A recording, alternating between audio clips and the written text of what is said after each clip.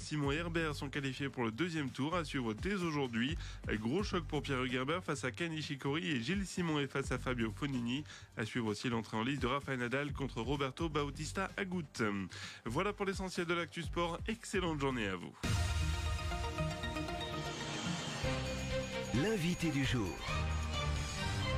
Le BSM se structure de plus en plus et va lancer pour la rentrée prochaine un centre de préformation. On va en parler ce matin avec nos invités, le président du Blanza Sport Montluçon, Didier Brault, bonjour. Oui, bonjour. Et merci d'être avec nous ce matin. Jean-Marc Luette, bonjour. Bonjour. Entraîneur en chef, on va dire, du BSM.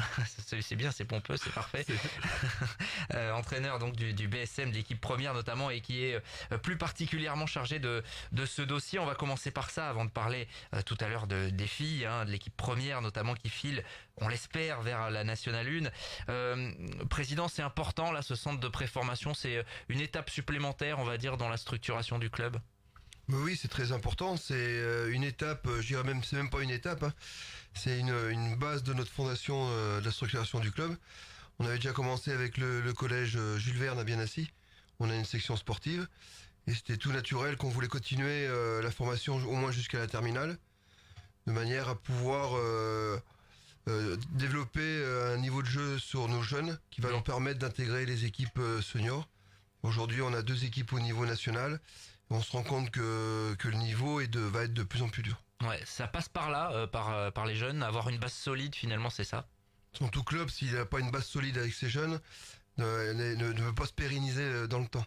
Après, ça reste très compliqué à faire quand même.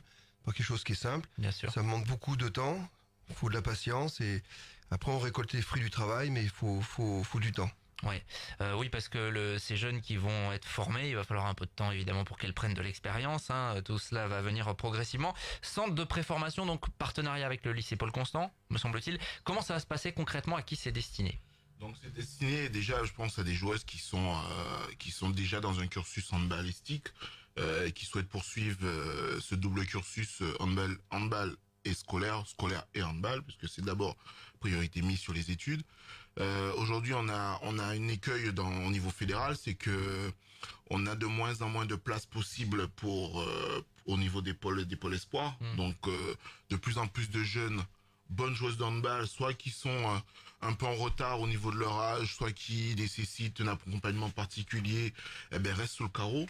Aujourd'hui, on a tout intérêt, nous, dans les clubs, à pouvoir développer des structures de la sorte pour nous permettre, comme disait le président tout à l'heure, renforcer notre formation, permettre à nos jeunes d'avoir un niveau de structure et d'encadrement technique, scolaire et sportif de qualité pour leur permettre d'atteindre demain, pourquoi pas, des ambitions au niveau national.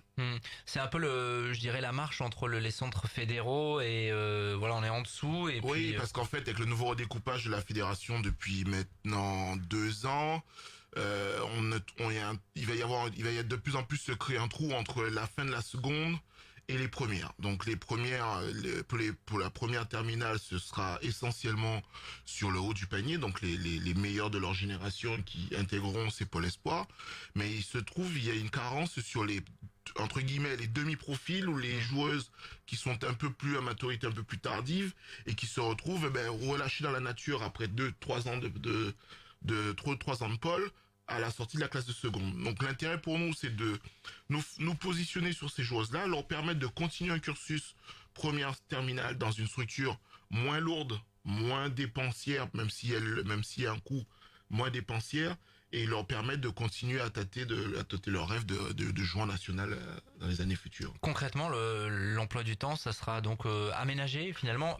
Tu le disais tout à l'heure, Jean-Marc, c'est priorité quand même aux études, à l'aspect scolaire, bien sûr. Que les parents se rassurent. Aujourd'hui, on va pas, surtout dans le handball féminin, j'ai pas la volonté de dire et je le dis pas, mais même à mes joueuses, que on est capable de vivre très bien en faisant que du hand. Aujourd'hui, il faut quand même assurer son avenir, il faut quand même préparer sa reconversion, l'anticiper. Donc c'est aussi pour ça que pour nous la priorité reste sur l'obtention du bac. Mais à côté de ça, si on peut avoir un niveau handballistique qui nous permette à la classe de terminale d'être un peu en avance sur notre génération, pourquoi pas? Comment ça se décompose? Ça se décompose de la manière suivante, c'est-à-dire que on a le système des sections sportives qui permettent d'encadrer 2 séances d'handball ou 2 séances de sport en plus que les séances classiques de PS. Là, on est sur un rythme un rythme journalier. On est sur un rythme journalier, c'est-à-dire que les joueuses, elles vont avoir cours tous les jours de la semaine, et en même temps, on va y intercaler les séances d'entraînement quotidiennes pour leur permettre de pouvoir suivre parallèlement dans leur journée de travail une séance de handball entre 45 minutes, 1h15, et leur cursus scolaire classique. C'est quand même, oui, c'est quand même du travail, hein, forcément, une heure de hand quasiment tous les jours. Ça doit porter ses fruits donc à long terme. Combien vous allez recruter de jeunes filles et comment ça se passe sur l'aspect pratique? On s'est pas fixé de quantité. Aujourd'hui, on est plutôt sur de la qualité. C'est un dispositif qui est lourd pour l'encadrement, mais lourd aussi pour la joueuse. Donc, on sera amené plus à gérer en fonction des profils, c'est-à-dire être en capacité de pouvoir suivre ce cursus ou ne pas être en capacité de, et ça se déterminera pour ça. Aujourd'hui, on n'a pas fixé de compte.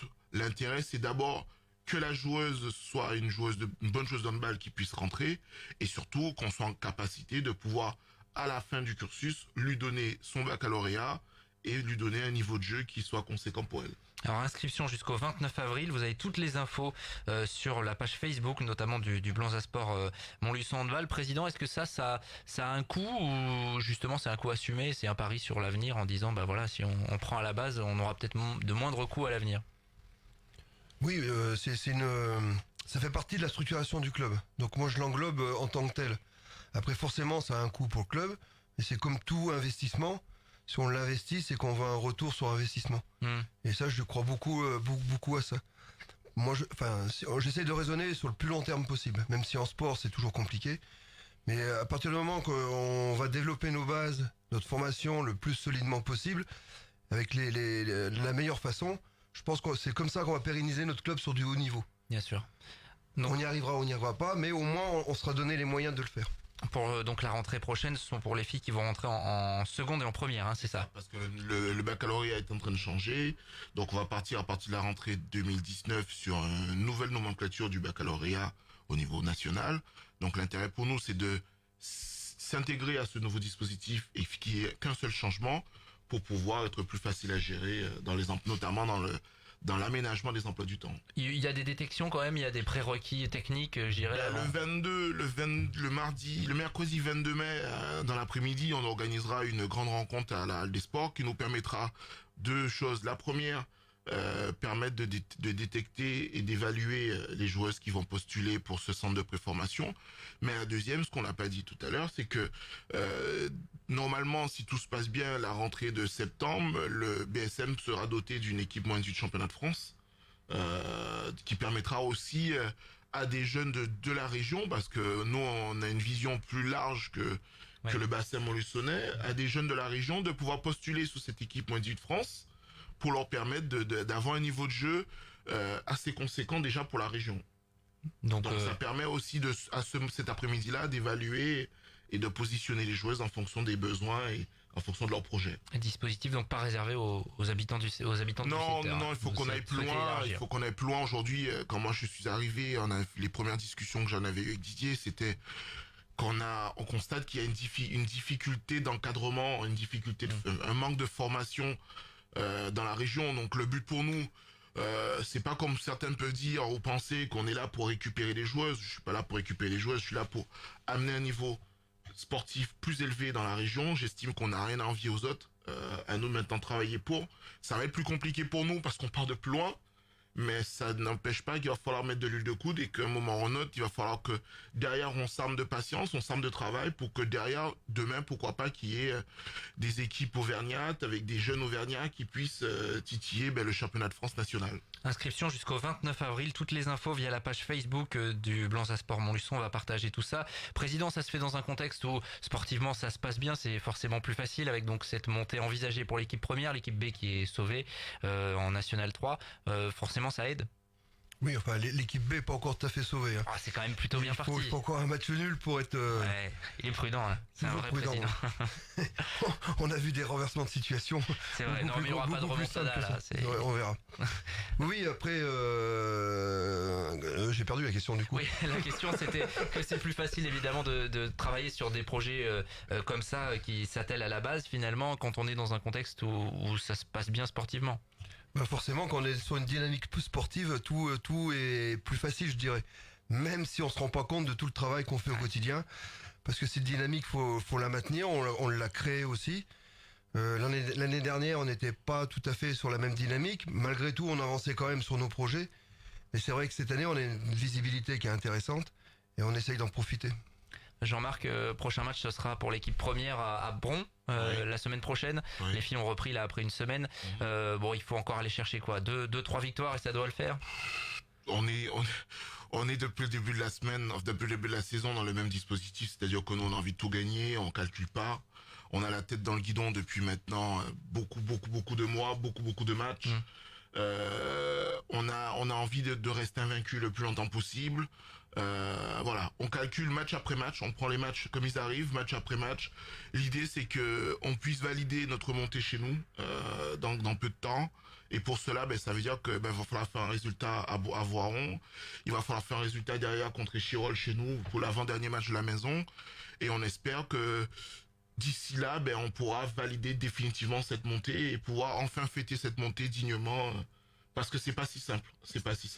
Ça serait une belle récompense en tout cas et on attend ça évidemment avec impatience, on va croiser les doigts. Merci à tous les deux d'être passés.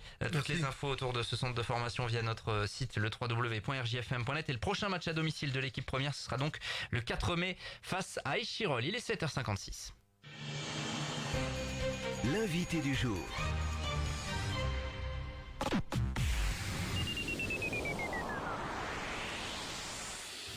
Sport Allié, votre nouveau média 100% sport.